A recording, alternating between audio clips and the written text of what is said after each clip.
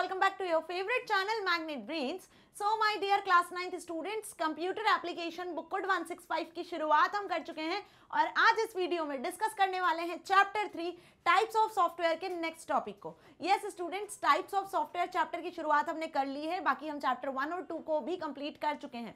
Hope सभी students ने video lectures को देख लिया होगा। प्रीवियस वीडियो में हमने डिस्कस किया था डिफरेंट टाइप के सॉफ्टवेयर्स होते हैं, सिस्टम सॉफ्टवेयर, एप्लीकेशन सॉफ्टवेयर, जिसमें सिस्टम सॉफ्टवेयर्स वो सारे सॉफ्टवेयर्स होते हैं जो सिस्टम के लिए बनाए जाते हैं, जो सिस्टम के लिए जरूरी होते हैं, जिसमें ऑपरेटिंग सिस्टम जो सबसे मोस्ट इंपॉर्टेंट सिस्टम सॉफ्टवेयर होता है उसे हमने डिस्कस कर लिया है कंप्लीटली। होप आपने वो वीडियो भी देख लिया होगा। यदि वीडियो नहीं देखा है तो वीडियो की लिंक आपको यूट्यूब प्लेलिस्ट की मिल जाएगी डिस्क्रिप्शन में, वहां से एक्सेस कर सकते हो, या फिर आप magnetbrains.com वेबसाइट का यूज कर सकते हो, या फिर आप मोबाइल ऐप को भी यूज कर सकते हो। सभी जगह से 100% free of cost magnet brains पे आपको वीडियो लेक्चर्स मिल जाते हैं, इसके लिए कोई पेमेंट करने की नीड नहीं होती है। एंड आज की इस वीडियो में हम सेकंड टाइप का system software that is language processor को डिस्कस करने वाले हैं। तो आज की वीडियो का मोटिव सिर्फ इतना है कि लैंग्वेज प्रोसेसर होते क्या हैं, क्यों इनकी जरूरत होती है कंप्यूटर में, कितने टाइप के लैंग्वेज प्रोसेसर्स होते हैं। सो स्टार्ट से लेकर एंड तक आपको वीडियो में बने रहना है, क्योंकि बहुत इंपॉर्टेंट वीडियो होने वाली है जिसमें हम नेक्स्ट टाइप के सिस्टम सॉफ्टवेयर को डिस्कस करेंगे। So this is professor Varkha Gupta, your computer educator for class 9th and magnet brains पे आप ना सिर्फ K-12 बल्कि CBSE, Hindi English medium, UP Bihar board, MP board, NTSC, CUT and other competitive exam की preparation कर सकते हो 100% free of cost with high quality education.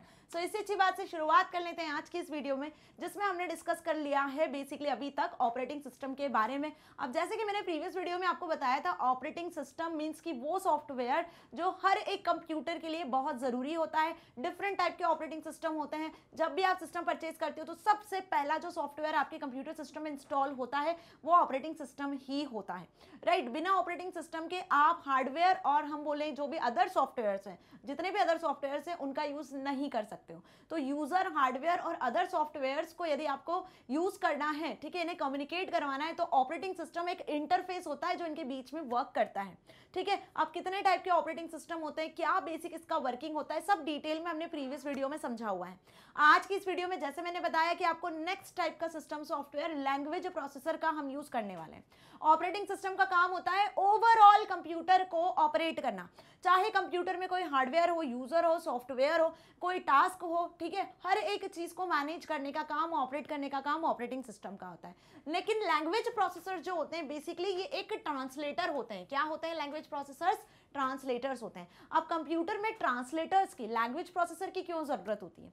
देखो, स्टार्टिंग से हम पढ़ते आ रहे हैं चैप्टर 1 से कि कंप्यूटर सिस्टम एक ऐसी मशीन है जो हिंदी, इंग्लिश, मराठी, गुजराती, पंजाबी ऐसी कोई लैंग्वेज को नहीं समझती है। वो सिर्फ और सिर्फ समझती है तो बाइनरी लैंग्वेज को समझती है, जिसे हम 0 और 1 के फॉर्मेट में रिप्रेजेंट करते हैं। अब क्यों समझती है भाई इसे? इसका एक रीजन है क्योंकि कंप्यूटर एक इलेक्ट्रॉनिक मशीन है। कौन सी मशीन है? कंप्यूटर एक इलेक्ट्रॉनिक मशीन है। अब एक इलेक्ट्रॉनिक मशीन है जिसमें जो भी इंस्ट्रक्शंस आप देते हो, जो भी इनपुट आप करते हो, वो इलेक्ट्रिकल सिग्नल्स के फॉर्मेट में जाते हैं, ऑब्वियस। और इलेक्ट्रिकल करंट, इलेक्ट्रिकल सिग्नल्स को हम वोल्टेज में मेजर करते हैं। आई बात समझ में? तो जो भी आप इनपुट करते हो कंप्यूटर सिस्टम में, वॉटएवर आप किसी भी टाइप का डेटा इनपुट कर रहे हो, आप कोई टेक्स्ट एंटर कर रहे हो, कोई ग्राफिक, इमेज या ऑडियो, वीडियो, जो भी आप एंटर कर रहे हो, वो कंप्यूटर सिस्टम में वोल्टेज के फॉर्मेट में, करंट के फॉर्मेट में फ्लो होता है। ये हमें अच्छे से पता है, ठीक है, कि वोल्टेज के फॉर्मेट में वो कंप्यूटर सिस्टम में फ्लो होता है। तो अब वोल्टेज या तो हाई हो सकता है या वोल्टेज लो हो सकता है, ठीक है। मतलब कंप्यूटर की दो स्टेट होगी, या तो कंप्यूटर ऑन होगा, प्रोसेसर ऑन होगा, या ऑफ होगा। उसमें वोल्टेज की कंडीशन या तो लो होगी या तो हाई होगी। तो जब वोल्टेज की कंडीशन लो या हाई होती है तो इन केस हम यहाँ पे 2 बिट्स को असाइन कर देते हैं इस कंडीशन को रिप्रेजेंट करने के लिए। तो यहाँ पे जो 2 बिट असाइन की जाती हैं वो इनिशियल नंबर, एकदम इनिशियल नंबर कौन से होते हैं? जिनसे नंबर्स की शुरुआत होती है 0। तो 0 को हमने अलाउ करा है, अलॉट किया हुआ है लो वोल्टेज के लिए, और 1 को हमने अलॉट किया है हाई वोल्टेज के लिए। तो बस अब कंप्यूटर किन बिट्स को समझता है? जो भी आप डेटा इनपुट करोगे, जो भी प्रोसेसिंग होगी, मेमोरी में जैसा भी डेटा स्टोर होगा, वो सिर्फ और सिर्फ इन बिट्स पर ही ऑपरेट होगा। 01 01 01 01 के फॉर्मेट में ही होगा। तो अब आपको ये अच्छे से समझ में आ गया है इतना कि हम चाहे कंप्यूटर में कोई सी भी लैंग्वेज में बात करें, कैसे भी कंप्यूटर से कम्युनिकेट करें, कैसा भी डेटा एंटर करें, हिंदी, इंग्लिश, गुजराती, पंजाबी, मराठी, कि किसी भी लैंग्वेज में आप डेटा एंटर करोगे, कोई सा भी डेटा एंटर करोगे, तो वो कंप्यूटर में सिर्फ और सिर्फ उसकी language, that is 0-1 binary language, जिससे हम मशीन लैंग्वेज कहते हैं, उसी में वो उसे ऑपरेट करेगा, उसी में समझेगा, उसी में ही एग्जीक्यूट करेगा। तो इतना तो हमें समझ में आ गया। अब यहाँ पे बात आती है कि हम 0101 की लैंग्वेज में तो बात नहीं कर सकते, ठीक है। आपने अपना नाम लिखा, ठीक है, आपने अपना नाम लिखा, या सपोज मैंने कंप्यूटर में कीबोर्ड से मेरा नाम लिखा बरखा, तो अब मुझे थोड़ी ना पता है कि बरखा के लिए क्या 0101 कोड होगा, इतना सारा याद करना टिपिकल हो जाएगा, ठीक है। आप कितना डेटा एंटर करते हो कंप्यूटर में, हर एक डेटा का 01 कोड आपको याद रखना टिपिकल होता है ना। तो इसके लिए ही बेसिकली, ताकि आपकी लैंग्वेज को कंप्यूटर की लैंग्वेज में हम कन्वर्ट कर सकें, आपकी लैंग्वेज को हम कंप्यूटर की लैंग्वेज में ट्रांसलेट कर सकें, इसके लिए बेसिकली हमें जरूरत पड़ती है नेक्स्ट सिस्टम सॉफ्टवेयर की, दैट इज लैंग्वेज प्रोसेसर और ट्रांसलेटर्स। तो ट्रांसलेटर्स की बेसिकली हमें जरूरत पड़ती है कंप्यूटर सिस्टम में, जिसके थ्रू आप जिस भी लैंग्वेज में कोड करते हो, इंस्ट्रक्शंस देते हो कंप्यूटर सिस्टम को, तो कंप्यूटर सिस्टम उसे अपनी अंडरस्टैंडेबल लैंग्वेज, मतलब मशीन लेवल लैंग्वेज, जो कंप्यूटर की खुद की लैंग्वेज होती है, बाइनरी लैंग्वेज, मशीन लैंग्वेज, उसमें कन्वर्ट कर सके। आ गई बात समझ में। So as a programmers prefer to write their programs in one of high level language because it is much easier to code in such language. तो यहाँ पे देखो, पहले की बात करें, जब से कंप्यूटर की शुरुआत हुई, फर्स्ट जनरेशन कंप्यूटर आए, सेकंड जनरेशन कंप्यूटर आए, थर्ड जनरेशन कंप्यूटर्स आए, और आज हम जिस एरा में जी रहे हैं, टेक्नोलॉजी वर्ल्ड में जिसमें जी रहे हैं, तो आप देखो मल्टीपल प्रोग्रामिंग लैंग्वेजेस आपको मिलेगी, है ना। पहले जो कंप्यूटर्स हुआ करते थे, फर्स्ट सेकंड थर्ड जनरेशन के कंप्यूटर्स, जहां से प्रोग्रामिंग की शुरुआत हुई थी, उसमें जो पुरानी लैंग्वेज हुआ करती थी, उसमें जो यूजर्स हुआ करते थे, वो बेसिकली मशीन लेवल लैंग्वेज में ही कोड करते थे, मतलब 0101 में ही कोड करते थे। आ रही है बात समझ में? पहले की बात बता रही हूँ। लेकिन धीरे धीरे धीरे धीरे इस लैंग्वेज में कोड करना टफ होने लगा, वो लार्ज कोड नहीं लिख पाते थे, हर एक कोड को याद करना डिफिकल्ट हुआ। तब से धीरे धीरे फिर कैसी लैंग्वेजेस आई, अदर प्रोग्रामिंग लैंग्वेजेस को इन्वेंट किया गया, जिसे हम आज हाई लेवल लैंग्वेजेस के नाम से जानते हैं। जिसमें क्या किया गया, जिसमें जो मशीन लेवल लैंग्वेज है ना, उसके जितने भी लिमिटेशंस थे उनको ओवरकम किया गया। तो ह्यूमन की इजी करने के लिए, ह्यूमन को समझने के लिए यहाँ पर कौन से लैंग्वेजेस को इन्वेंट किया गया, हाई लेवल लैंग्वेजेस, जिसमें एग्जांपल्स यदि मैं बताऊं तो C++, जावा, पाइथन, ये जितनी लैंग्वेजेस हैं जिनमें आप कोड करते हो, आजकल जो प्रोग्रामर बेसिकली इसमें प्रोग्रामिंग सीखते हैं, कोड करना पसंद करते हैं, वो हाई लेवल लैंग्वेजेस ही होती हैं, जिसमें कोड आप अपनी अंडरस्टैंडेबल लैंग्वेज के अकॉर्डिंग करते हो। मीन्स कि यदि हम बात कर लें इंग्लिश टाइप लैंग्वेज में, तो जो भी आप कोड करते हो कंप्यूटर सिस्टम पे किसी भी प्रोग्रामिंग लैंग्वेजेस के थ्रू, वो आप इंग्लिश टाइप लैंग्वेज में कोड करते हो। और जो लैंग्वेज प्रोसेसर्स होते हैं, जो ट्रांसलेटर्स होते हैं, वो बेसिकली उसे कन्वर्ट कर देते हैं मशीन लेवल लैंग्वेज में 010101 के फॉर्मेट में। तो इतना होप आपको अच्छे से समझ में आया कि as programmers prefer to write their programs in one of the high level language, high level language को इन शॉर्ट हम HLL बोलेंगे, ठीक है, because it is much easier to code in such language. तो ये जो लैंग्वेजेस है वो यूजर को बहुत फ्लेक्सिबिलिटी प्रोवाइड करता है, ठीक है, यूजर उन लैंग्वेजेस में इजीली कोड कर सकते हैं। तो ये क्या होती है, लैंग्वेज बहुत ईजी होती है, ठीक है, ईजी अंडरस्टैंडेबल होती है ना, इसमें आप कोड इजी वे में कर सकते हो। सो however the computer does not understand any language, computer लेकिन इन सारी लैंग्वेजेस के कोड को नहीं समझता है, क्योंकि वो तो सिर्फ अपनी लैंग्वेज को समझता है, जिसे हम क्या कहते हैं, machine language, binary language. So therefore it becomes necessary to process. तो इन हाई लेवल लैंग्वेजेस के कोड को, प्रोग्राम को प्रोसेस करने के लिए, है ना, आपको जरूरत होती है यहाँ पर किसकी, मशीन लेवल लैंग्वेज की। किसकी जरूरत होती है आपको यहाँ पर, लैंग्वेज ट्रांसलेटर्स की, so as to make it understand to the computer, ताकि कंप्यूटर आपके कोड को इजी वे में समझ सके। तो इतना अच्छे से समझ में आ गया है। इस पर्टिकुलर 2 पैराग्राफ से आपको ये समझना जरूरी है कि लैंग्वेज प्रोसेसर की जरूरत क्यों होती है, सिस्टम सॉफ्टवेयर की जरूरत क्यों होती है। ओके, नाउ अब कितने टाइप के सिस्टम सॉफ्टवेयर्स होते हैं। So the system programmes which perform this very job are language processors and these language processors are given below. 3 type के language processors होते हैं, assembler, interpreter and compiler। बहुत ध्यान से समझ लो, 3 टाइप के लैंग्वेज प्रोसेसर्स होते हैं, assembler, interpreter and compiler. And hope आपने इनके नाम सुने होंगे। डिटेल में नहीं पता है क्या काम करते हैं तो कोई परेशानी नहीं है, क्योंकि आज की वीडियो में हम इन्हें ही डिटेल में पढ़ने वाले हैं। आ रही है बात समझ में? बस आपको इतना पता होना चाहिए कि ये लैंग्वेज प्रोसेसर जो सिस्टम सॉफ्टवेयर्स होते हैं वो 3 टाइप के होते हैं, असेंबलर, इंटरप्रेटर और कंपाइलर। ये जितनी भी हाई लेवल लैंग्वेजेस होती है ना, उनमें या तो इंटरप्रेटर यूज किया जाता है या कंपाइलर यूज किया जाता है कोड को ट्रांसलेट करने के लिए, ताकि आप अपने कोड का आउटपुट एक्सेप्ट कर सकते हो, कोड प्रॉपर्ली एग्जीक्यूट हो सकता है। तो यहाँ पे जो लैंग्वेज ट्रांसलेटर्स यूज किए जाते हैं वो इंटरप्रेटर और कंपाइलर ही यूज किए जाते हैं। असेंबलर ओल्ड हो चुका है, ठीक है। अब इन्हें वन बाय वन डिस्कस करने की बात आती है।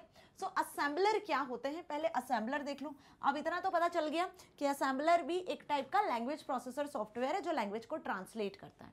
So this language processor converts the program written in assembly language into machine language. अब ये असेंबली लैंग्वेज क्या होता है, पहले जो थर्ड फोर्थ जनरेशन के कंप्यूटर्स थे ना, तब असेंबली लैंग्वेज में कोड किया जाता था। असेंबली लैंग्वेज क्या होती है, बेसिकली असेंबली लैंग्वेज होती है आपकी, मतलब हम बोलें कि थोड़े बहुत इंग्लिश वर्ड्स भी उसमें यूज़ होते हैं और मोस्टली इसमें रजिस्टर्स के नेम वगैरह, मेमोरी का नाम, इसके अकॉर्डिंग कोडिंग किया करते थे। मतलब निमोनिक्स का इसमें यूज़ करते थे। इसमें किसका यूज़ करते थे, निमोनिक्स का।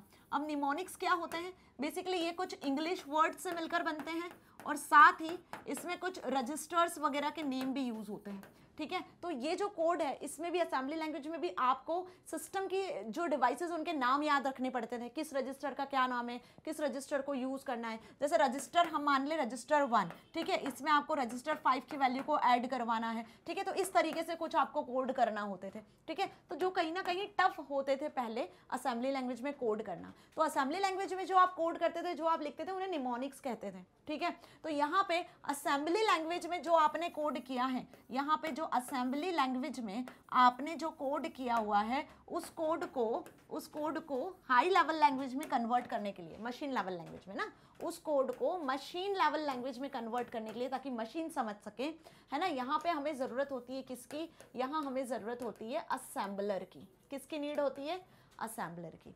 आ रही है बात समझ में। असेंबली लैंग्वेज में आप जो भी कोड करोगे, है ना, जो भी कोड आप असेंबली लैंग्वेज में करोगे, असेंबलर उसे मशीन के अंडरस्टैंडेबल फॉर्मेट में, किसमें, मशीन के अंडरस्टैंडेबल फॉर्मेट में कन्वर्ट कर देगा। क्लियर हुआ। तो यहाँ पे असेंबलर का यूज़ किया जाता है जो कि एक टाइप का सॉफ्टवेयर होता है। असेंबली लैंग्वेज का कोड आप यहाँ पे देख सकते हो, कुछ इस तरीके से आपको दिख रहे हैं, ठीक है। 080 समथिंग कुछ इस तरीके से लिखा हुआ है, LEA and, push command, move command, सब, ऐड कमांड, है ना। इस तरीके से कुछ यहाँ पे असेंबली लैंग्वेज में कोड किया जाता है जो यूज़र को समझना टिपिकल है। उस टाइम के जो प्रोग्रामर्स और कोडर्स हुआ करते थे वो बेसिकली जो कम लेवल में कोडिंग हुआ करती थी तो वो असेंबली लैंग्वेज में सीख कर लेते थे कोडिंग।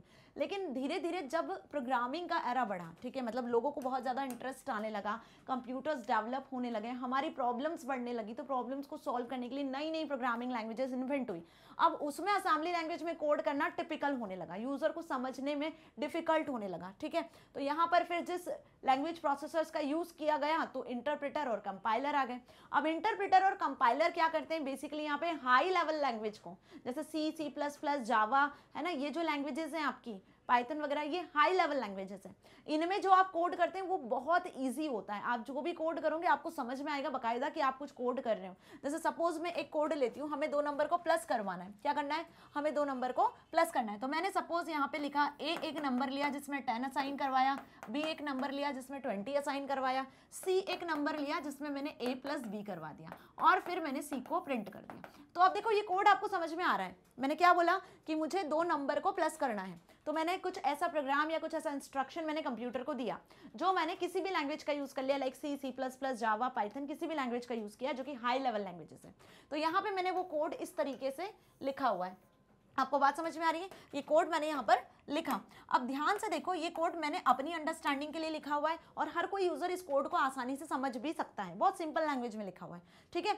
तो अब क्या करना है आपको, इस कोड को मशीन लेवल लैंग्वेज में कन्वर्ट करवाना है, क्योंकि मशीन इस कोड को कैसे कैलकुलेट करेगी, मशीन इसको ABC को या प्रिंट फंक्शन को या प्लस को, इक्वल को, 10, 20 को नहीं समझती है, मशीन इसे नहीं समझेगी ना।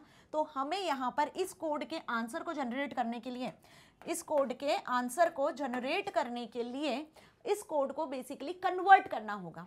तो कन्वर्ट करने के लिए, इस हाई लेवल कोड को कन्वर्ट करने के लिए हम यहाँ पे यूज़ करेंगे किसका, इंटरप्रेटर का। किसका यूज़ करेंगे हम यहाँ पर, इंटरप्रेटर का। आ गई बात समझ में, हम यहाँ पे किसका यूज़ कर रहे हैं, इंटरप्रेटर का। अब ये कोड इंटरप्रेटर के पास जाएगा, इंटरप्रेटर इस कोड को क्या कर देगा, इंटरप्रेटर इस कोड को कन्वर्ट कर देगा। किस फॉर्मेट में कन्वर्ट कर देगा इंटरप्रेटर इस कोड को, कुछ 0110011 इस फॉर्मेट में कन्वर्ट कर देगा। आई बात समझ में। अब मशीन इसे तो समझती है, मशीन इसे समझती है, मशीन इसे नहीं समझती है, ह्यूमंस इसे समझते हैं, लेकिन मशीन किसे समझती है, 0101 को समझती है। सो मेरी बात समझ में आ रही है अच्छे से। इंटरप्रेटर का काम क्या है, इंटरप्रेटर बेसिकली कोड को किस में कन्वर्ट कर देता है, मशीन लेवल लैंग्वेज में कन्वर्ट कर देता है, जिस कोड को आप अपनी अंडरस्टैंडिंग के अकॉर्डिंग लिखते हो। अब एक बात यहाँ पे आपको ये समझनी है कि इंटरप्रेटर्स के थ्रू जब भी कोड कन्वर्ट होता है तो यहाँ पे ये जो कोड आप लिखते हो किसी भी हाई लेवल लैंग्वेज में वो कहलाता है सोर्स कोड। क्या कहलाता है? Source code. किसी भी प्रोग्रामिंग लैंग्वेज में जब भी आप कोई कोड करते हो, कंप्यूटर सिस्टम में कोई भी प्रोग्राम, कोई भी इंस्ट्रक्शंस आप देते हो कंप्यूटर को, तो वो सोर्स कोड कहलाता है कोई भी प्रोग्रामिंग लैंग्वेज में। लेकिन जब इंटरप्रेटर, कंपाइलर, असेंबलर उसे मशीन लेवल लैंग्वेज में कन्वर्ट कर देते हैं तो यहाँ पे वो बन जाता है ऑब्जेक्ट कोड। क्या बन जाता है? ऑब्जेक्ट कोड, या फिर आप इसे बाइनरी कोड भी कह सकते हो। क्या कह सकते हो? बाइनरी कोड भी कह सकते हो। ठीक है, तो ये भी ध्यान रखना है आपको, क्योंकि बहुत सी बार आपने source code, object code, binary code ऐसे नाम सुने होंगे। ठीक है, तो होते क्या है, वो एक्चुअली यही होते हैं। अब इंटरप्रेटर की यदि स्पेसिफिकली बात कर लें तो इंटरप्रेटर का काम क्या होता है वो तो आपको अच्छे से समझ में आ गया कि जो सोर्स कोड है, जो आपने इंस्ट्रक्शंस लिखे हुए हैं हाई लेवल लैंग्वेज में, उसको मशीन लेवल लैंग्वेज में कन्वर्ट करना। इंटरप्रेटर इन कोड को मशीन लेवल लैंग्वेज में कन्वर्ट करता कैसे है ये भी आपको पता होना चाहिए। तो लाइन बाय लाइन जो भी इंस्ट्रक्शंस आपने लिखी है, एक एक लाइन को रीड करता है और line by line he conversion करता है। आई बात समझ में? इंटरप्रेटर ने पहले इस पहली लाइन को पढ़ा, ठीक है, ये आपकी फर्स्ट लाइन हो गई, तो इंटरप्रेटर ने पहले इस फर्स्ट लाइन को रीड किया और इस लाइन का कन्वर्जन किया, फिर सेकंड लाइन को रीड किया, सेकंड लाइन का कन्वर्जन किया, थर्ड लाइन को रीड किया, थर्ड लाइन का कन्वर्जन किया। यदि यहाँ पे सपोज थर्ड लाइन में कोई एरर आ गई, आपने कुछ मिस कर दिया, सिंटेक्स गलत लिख दिया, या आपने कुछ यहाँ पे सपोज आपने यहाँ पर हम बात कर लें कि आपने इस इक्वल साइन को नहीं लगाया, ठीक है, तो आपने यहाँ पे इक्वल साइन नहीं लगाया तो यहाँ पे एरर आ जाने वाली है। तो interpreter line by line code को रीड करता है और यदि किसी लाइन में एरर होती है तो उस एरर को भी आपको शो करता है, ठीक है, कि भाई इस लाइन में ये एरर है, और जब तक आप एरर को सॉल्व नहीं करोगे तब तक आगे का कोड एग्जीक्यूट नहीं होता है, तब तक आगे का कोड कन्वर्ट नहीं होता है। तो ध्यान रखना है कि इंटरप्रेटर का क्या काम होता है, क्योंकि अभी जब हम क्या पढ़ेंगे, अभी जब हम असेंबलर कंपाइलर के बारे में पढ़ेंगे तब आपको डिफरेंस पता होना चाहिए कि इंटरप्रेटर और कंपाइलर में क्या डिफरेंस है। यही बेसिक डिफरेंस है, ठीक है। सो दिस लैंग्वेज प्रोसेसर, ये जो इंटरप्रेटर लैंग्वेज प्रोसेसर है, it converts a high level language, ये जो हाई लेवल लैंग्वेज में आपने कोड लिखा हुआ है, प्रोग्राम लिखा हुआ है, उसको मशीन लेवल लैंग्वेज में कन्वर्ट कर देता है और एग्जीक्यूट करता है लाइन बाय लाइन। बहुत ध्यान से समझना, कैसे एग्जीक्यूट करता है इन्हें? लाइन बाय लाइन एग्जीक्यूट करता है। If there is any error, यदि किसी लाइन में एरर होती है, if there is any error in any line, it reports it at the same time. जब वो लाइन को एग्जीक्यूट कर रहा है उस टाइम पे यदि एरर आई तो उसी टाइम पे रिपोर्ट करता है, and the program execution can not resume until the error is rectified. आ गई बात समझ में? क्या समझाया मैंने? इंटरप्रेटर आपके हाई लेवल लैंग्वेज के कोड को लाइन बाय लाइन एग्जीक्यूट करेगा। किसी भी लाइन में यदि एरर होती है तो उस एरर को पहले आपको सॉल्व करना होगा। जब तक आप उस एरर को रेक्टिफाई नहीं करोगे तब तक नेक्स्ट लाइन का एग्जीक्यूशन नहीं होगा। तो ये काम होता है बेसिकली इंटरप्रेटर का। आ गई बात समझ में? चलिए, तो इंटरप्रेटर क्लियर है। इंटरप्रेटर हाई लेवल लैंग्वेज में जो कोड लिखे होते हैं, सी, C++, जावा, पाइथन जैसी जो लैंग्वेजेस हैं जिन्हें हम हाई लेवल लैंग्वेजेस के नाम से जानते हैं, उसमें जो कोड लिखे रहते हैं उनको कन्वर्ट करता है, उन्हें एग्जीक्यूट करता है। Now we will discuss about compiler, कि कंपाइलर का क्या काम होता है। बेसिकली यहाँ पर कंपाइलर की यदि बात करें तो it also convert the high level programme into machine level language. अब कंपाइलर भी यही काम करता है। कंपाइलर का काम भी क्या होता है? यही होता है कि आपको हाई लेवल लैंग्वेज के प्रोग्राम्स को मशीन लेवल लैंग्वेज में कन्वर्ट करना है। बट कंपाइलर और इंटरप्रेटर में डिफरेंस क्या होता है? तो डिफरेंस के अकॉर्डिंग यदि देखें तो इंटरप्रेटर लाइन बाय लाइन एक एक लाइन को एग्जीक्यूट करता है, लेकिन कंपाइलर यहाँ पे होल कोड को, जो ब्लॉक ऑफ कोड आपने लिखा हुआ है, कंप्लीट कोड को एक बार में एग्जीक्यूट कर देता है। समझ में आई बात? कंप्लीट कोड को एक बार में ही एग्जीक्यूट कर देता है और फिर किसी लाइन में यदि एरर होती है तो वो रिपोर्ट करता है। आई बात समझे? बस यही डिफरेंस है कंपाइलर में, कि कंपाइलर होल कोड को एक बार में ही एग्जीक्यूट कर देता है। सारी लाइंस, जितनी भी लाइंस लिखी हुई है ना, सारी लाइंस एक बार में रीड करेगा और कंपाइल कर देगा ऑब्जेक्ट कोड में, ठीक है। So it also converts the HLL, मतलब high level language programme into machine language, but the conversion manner is different. देखो, इसका कन्वर्जन मैनर जो है वो डिफरेंट है, ठीक है। अब कैसे डिफरेंट है? It converts the entire high level language programme in one go, एक गो में ही पूरा प्रोग्राम ये कन्वर्ट कर देता है, and reports all the errors of the program along with the line numbers. अब सपोज यहाँ पे पूरी 4 लाइन कंपाइलर ने, जो कंपाइलर है इसने पूरी 4 लाइंस को एग्जीक्यूट करा, और एग्जीक्यूट करने के बाद सपोज 3rd लाइन में एरर है या 2nd लाइन में एरर है, फिर वो एरर को रिपोर्ट करेगा एंड देन आप एरर को रिजॉल्व करो और उसके अकॉर्डिंग फिर आपको आंसर मिलेगा। तो आ गई बात समझ में कंपाइलर का क्या काम है। कंपाइलर के लिए भी जो कोड आप लिखोगे हाई लेवल लैंग्वेज में वो सोर्स कोड होगा, और कंपाइल्ड होने के बाद में जो आपको कोड मिलना है वो कंपाइल्ड कोड, ऑब्जेक्ट कोड या सोर्स को बाइनरी कोड कहलाएगा, जो अगेन 010101 फॉर्मेट में होगा। आई बात समझ में कि कंपाइलर और इंटरप्रेटर में क्या डिफरेंस है। यदि डिफरेंस अब एग्जाम में आएगा तो होप आप इजीली लिखकर आ सकते हो। अब एक डाउट आपके माइंड में ये भी आ रहा होगा कि किसी लैंग्वेज में कंपाइलर यूज होता है, किसी लैंग्वेज में इंटरप्रेटर यूज होता है। जैसे सी की बात करें तो सी में कंपाइलर होता है, C++ में कंपाइलर होता है, ठीक है। पाइथन की बात करें तो पाइथन में इंटरप्रेटर यूज होता है। तो क्या हम इन दोनों को एक साथ नहीं यूज कर सकते हैं? तो यस स्टूडेंट्स, बिल्कुल ये दोनों भी, इंटरप्रेटर कंपाइलर दोनों भी यूज किए जाते हैं लैंग्वेजेस में, ठीक है। तो उसके लिए हम जिस लैंग्वेज का यूज करते हैं वो होती है जावा। जावा में कंपाइलर और इंटरप्रेटर दोनों का यूज किया जाता है, दोनों को सपोर्ट करती है Java language. So if we combine interpreter and compiler, यदि आप इन दोनों को कंबाइन कर देते हो, it gives the best combination of high level language program translation into object code. देखो वही लाइन लिखी हुई आई कि यदि आप इन दोनों को कंबाइन कर देते हो, इंटरप्रेटर और कंपाइलर को, ठीक है, तो यहाँ पे आपको बेस्ट कॉम्बिनेशन मिलता है जिसके थ्रू आपके जो हाई लेवल लैंग्वेज के प्रोग्राम्स होते हैं ना वो ट्रांसलेट हो सके ऑब्जेक्ट कोड में, बाइनरी कोड में। सो फॉर द एरर रिमूवल, अब यहाँ पे एरर रिमूवल भी इजी हो जाता है, फास्ट हो जाता है और एग्जीक्यूशन भी फास्ट होगा। देखो इंटरप्रेटर लाइन बाय लाइन सारे कोड को क्या करेगा, एग्जीक्यूट करेगा, और कोई एरर होगी तो आपको तुरंत बता देगा, तो आपको एरर जल्दी पता चल रही है और साथ ही कोड भी पूरा जल्दी एग्जीक्यूट हो रहा है क्योंकि कंपाइलर सारे कोड को एक साथ कंपाइल कर देगा। तो दोनों चीज़ों में आपको फायदा मिल रहा है ना। तो यदि कॉम्बिनेशन के साथ दोनों को यूज किया जाए, दोनों ट्रांसलेटर्स को, तो वो हाई लेवल लैंग्वेज आपको फास्ट और एग्जीक्यूशन का भी स्पीड उसकी फास्ट हो जाती है। So for the error removal, interpreter can be used and after all the errors are removed, the program can be compiled enabling the removal of languages translated from the memory. Okay, so hope आपको ये line अच्छे से समझ में आई। तो यहाँ पे वही जो मैंने अभी आपको डायग्राम बताया वही सेम बनाया हुआ है, लाइक इस तरीके से कि आप देखो यहाँ पे all high level source code लिखा हुआ है। जो भी कोड आप लिखोगे हाई लेवल लैंग्वेज में वो सोर्स कोड होगा। यहाँ पे आप कंपाइलर या फिर इंटरप्रेटर, कंपाइलर या फिर आप इंटरप्रेटर का यूज़ कर सकते हो, ठीक है। आप जिसका भी यूज़ करना चाहो उसका यूज़ यहाँ पे आप कर सकते हो, दोनों का यूज़ करना चाहो तो दोनों का यूज़ कर सकते हो। कंपाइलर प्लस इंटरप्रेटर आपने इन दोनों का यूज़ किया, जिससे जो कोड है वो आपका ऑब्जेक्ट कोड में कन्वर्ट हुआ, एग्जीक्यूट हो गया, और यदि कोई एरर होती है तो एरर भी रिपोर्ट हो जाएगी, ठीक है। कंपाइलर इंटरप्रेटर आपको एरर भी रिपोर्ट करके देगा। So this is whole about language translators and hope आपके माइंड में अब लैंग्वेज ट्रांसलेटर्स या प्रोसेसर्स को लेकर कोई डाउट नहीं होगा। असेंबलर ओल्ड हो चुका है, पहले की प्रोग्रामिंग लैंग्वेजेस में यूज किया जाता था जो असेंबली लैंग्वेजेस होती थी। आजकल हम हाई लेवल लैंग्वेजेस का यूज करते हैं जिसमें इंटरप्रेटर कंपाइलर का यूज किया जाता है, राइट। सो मैग्नेट ब्रेन्स आपको ना सिर्फ K-12 बल्कि CBSE Hindi English medium, spoken English, CUET, NTSC olympiad, UP Bihar board और अब तो MP बोर्ड की प्रिपरेशन भी करवा रहा है 100% free of cost with high quality education. यदि आप यहाँ पे वीडियो लेक्चर्स को एक्सेस करना चाहते हो तो यूट्यूब प्लेलिस्ट के साथ साथ आप magnetbrains.com वेबसाइट या फिर आप मोबाइल ऐप को भी प्ले स्टोर से डाउनलोड कर सकते हो। सभी जगह से 100% फ्री आपको सारे वीडियो लेक्चर्स मिल जाने हैं।